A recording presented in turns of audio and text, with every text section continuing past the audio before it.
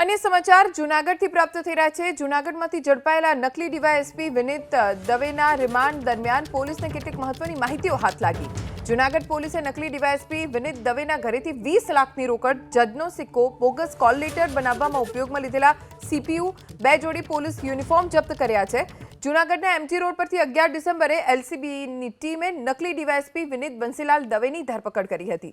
પૂછપરછમાં આરોપી વિનીતે પોલીસ અને ક્લાર્કની નોકરી આપવાના નામે ગોંડલ, રાજકોટ, જૂનાગઢ, ગીર સોમનાથ જિલ્લાના 17 યુવક યુવતીઓ પાસેથી 2.11 કરોડ પડાવ્યા હોવાનો ખુલાસો થયો।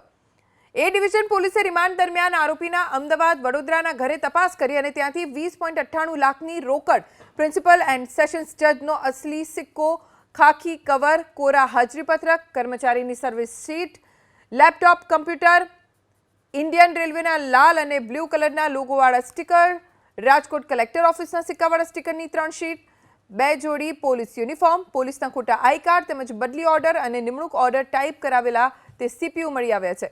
पाटणना कनकसिंह सोलंकीने पोलीसमां नकली नौकरी अपावी पोतानो ड्राइवर तरीके राख्यो हतो। एटલું જ નહીં, વડોદરામાં ગણેશ વિસર્जन दरमियान बंदोबस्तमां पण हतो।